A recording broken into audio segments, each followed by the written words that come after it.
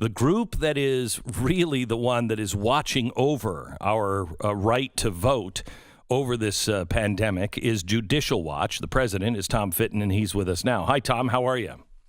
Hey, Glenn. Good to be with you again. Thank you. So let's just go through some of the things that that they are saying now about our elections, and that we really need to jump on the vote through the mail.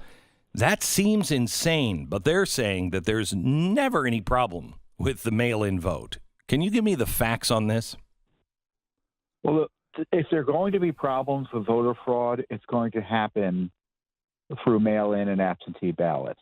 Everyone agreed prior to it becoming a partisan issue just now is that that's where you have the opportunities for fraud. You're voting away from the oversight of government officials and party activists who go in and monitor the polls.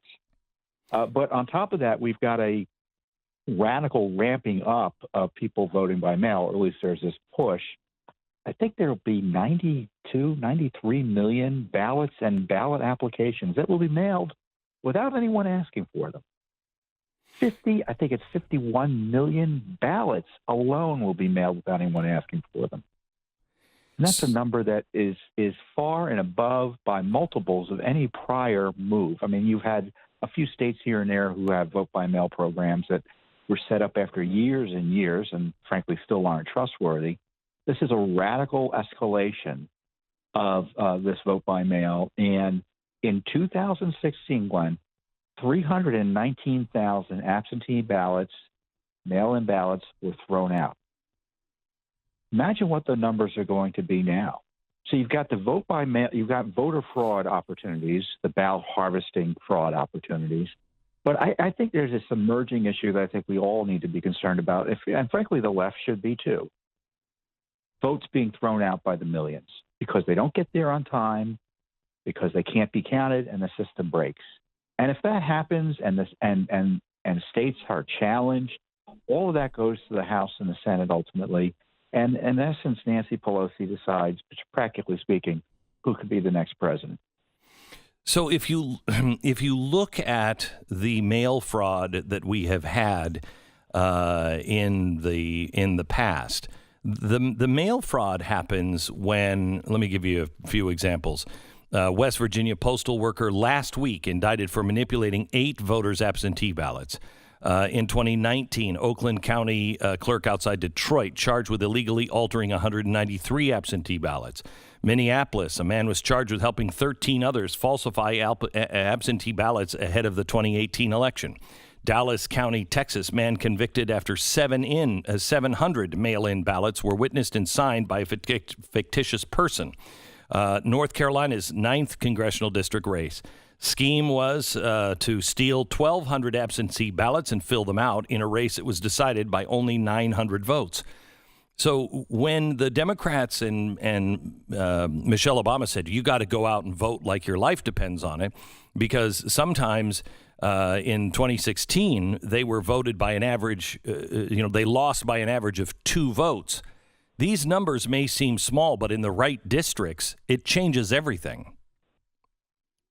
Well, that's exactly right. You've got the presidential race at issue, and then you have these these races down the ballot, including in the House, that can be overturned through fraud.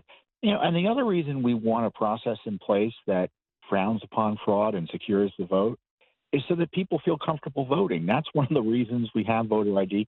That's what the courts have said. It's not we don't have to prove fraud. The purpose of voter ID is to ensure people and reassure people that the elections count and matter. And right now, it's chaos. I tell you, Glenn, there's been nothing like it in American history where you have nearly 100 million ballots and ballot applications being thrown out, flooding the mails.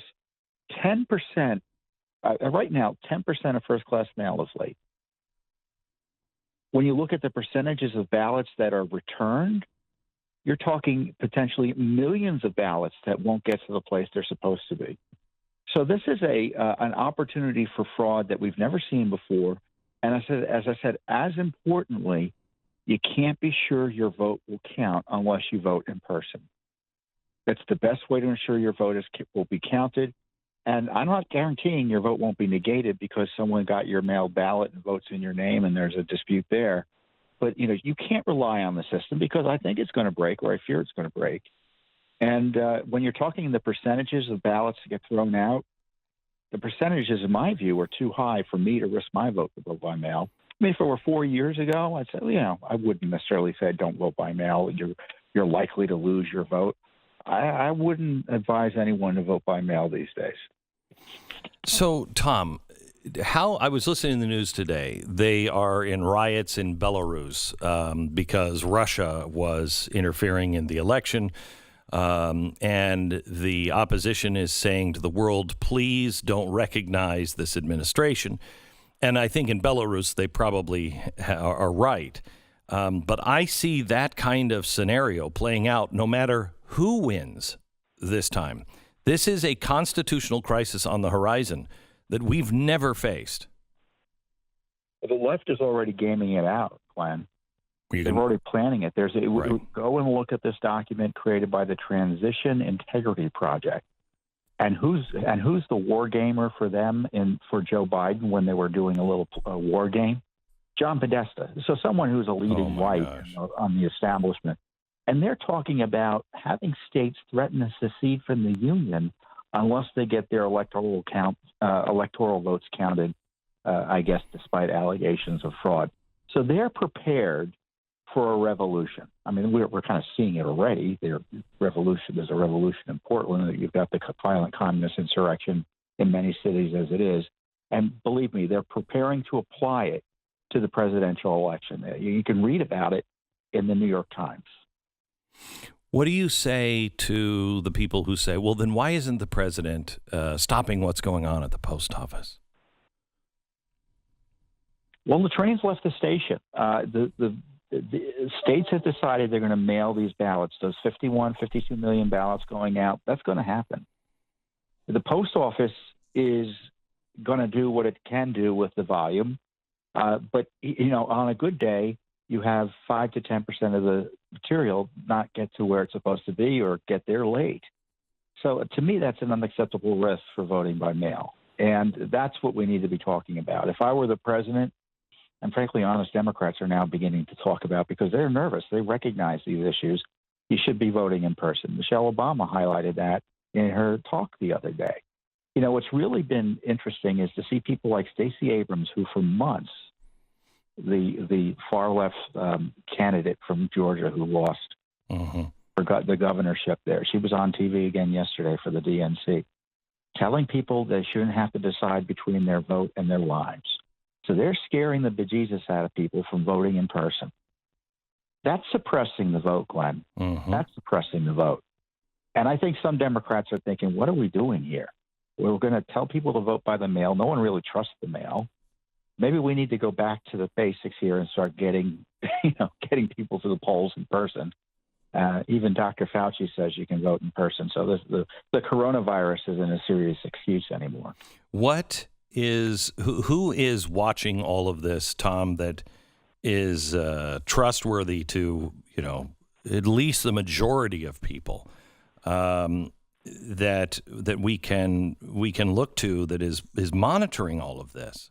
Is there anybody? I know that's what you are doing, but the right trusts you. Left doesn't trust you. So who do we turn to? Well, Glenn, you and I and groups like us, we can do a 50,000 foot view.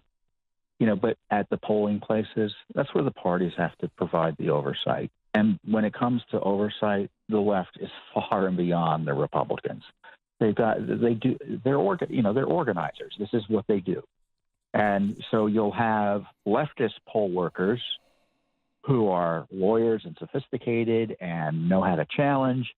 And on the right, you'll have volunteers, barely trained, young, or not sophisticated in terms of areas of law, and they'll be outmatched.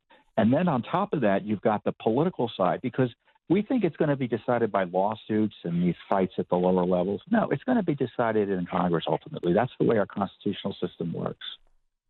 And that they have already gamed that out. And I can tell you the Republicans and conservatives are completely don't know much about how that would work in Congress. What do you mean they've already gamed that out? Well, you're talking about this transition integrity project where John Podesta games out the election being resolved by the House and the Senate.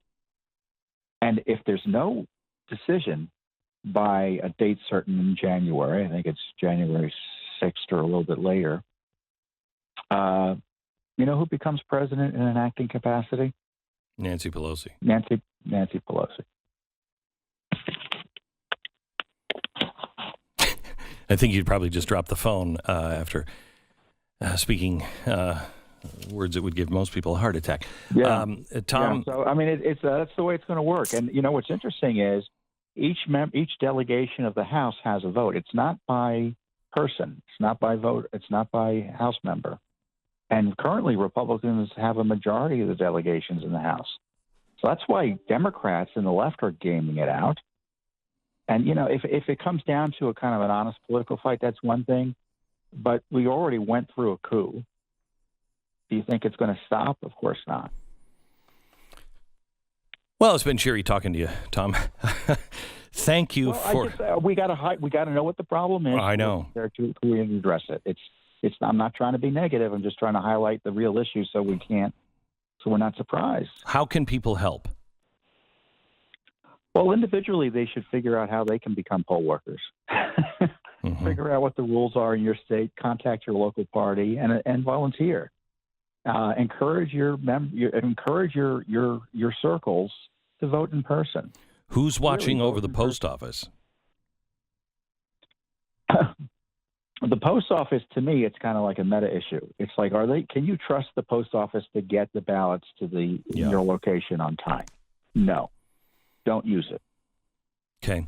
And frankly, you know, it's not too late to pull back, and you can call your elected officials at the state level. Don't mail those ballot applications unless someone asks for them. Do a traditional absentee ballot program where someone proactively has to ask for a ballot. Don't drop ballots into the mail unless they're requested. It's not too late to pull back. We've got 3 or 4 weeks, but the train's about to leave.